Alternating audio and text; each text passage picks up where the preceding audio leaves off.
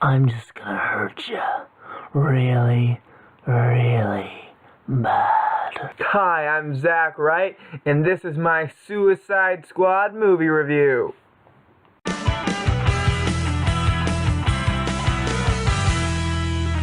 Blah, blah, blah. All of that chit-chat's gonna get you hurt. So, the Suicide Squad is about a group of bad guys who is assembled by Amanda Waller to do stuff for her so that they can get time off their sentence. It's like Guardians of the Galaxy meets the Avengers with supervillains.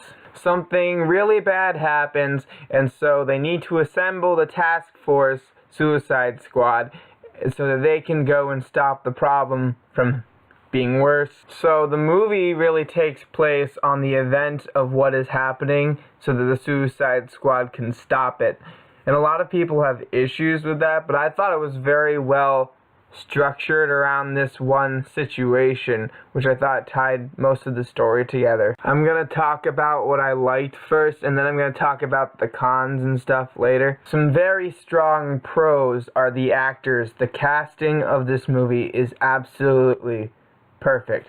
Will Smith as Deadshot, Margot Robbie as Harley Quinn, Joel Kinnaman as Rick Flag, who I didn't think would be very good at first from when he was casted, but I watched the movie and he is absolutely perfect as Rick Flag, I thought. Everyone in the movie was actually really good. However, they didn't focus too much on a lot of the other characters. So Harley Quinn, Deadshot, Rick Flag, Amanda Waller, sometimes Captain Boomerang, and sometimes Killer Croc. It really focused on those characters a lot for the primary of the story. Everybody else was just kind of there. One of my major gripes of this movie right off the bat is the marketing, I guess.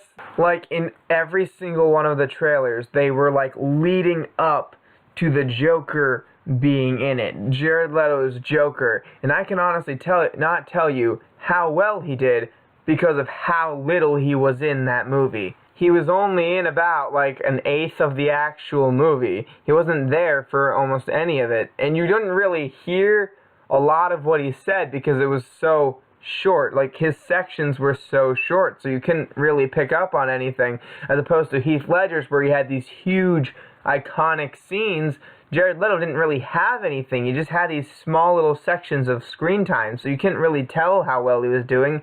You just saw like the little weird tidbits of footage that they decided to keep for him. One of my favorite scenes from the trailer wasn't even in the movie. In one of the trailers, we got to see him in the black tux, and his hair was kind of crazy, and he was like throwing a grenade at something. That wasn't even in it. It was probably in the small section at the beginning, but I couldn't see it. You couldn't really see it. And that brings me to my next point. One of my least favorite parts of the movie was the beginning.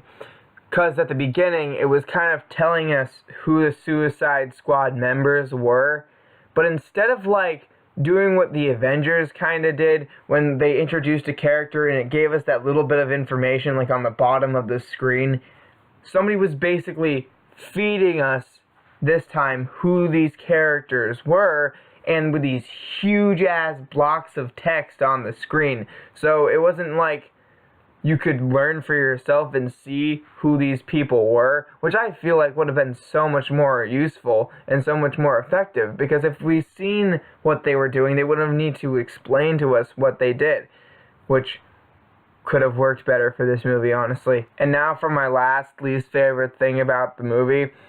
The villain, I didn't really feel like was as effective as it could have been. It was the thing that I haven't been liking about the DC villains so far is that they are an actor, and then they turn out to be, or they are going to be, this huge CG thing that just flies around the screen, and it's really annoying. I just wish that they'd give us a person that they fight. I mean, Zod was fought, but like they mostly flew around fighting each other, and in Batman v Superman, they ended up fighting Doomsday. I just kind of want like the one-on-one fight between a hero and a villain. I don't think they could have done that for this movie. And even if even if they could have, like, they just made it huge in CG, and I don't think they needed to. I just think that they made a weird choice by doing that. So in the end, the Suicide Squad movie was definitely a stronger starting point to start getting the DC Extended Universe together, but it's not as good as it probably could have been. I feel like most of that's to do with the direction, but whatever. I say the Suicide Squad movie was lovable. So have you seen it yet, and what do you think? What's your favorite DCEU movie so far? Comment below or like on this to see more. Bye.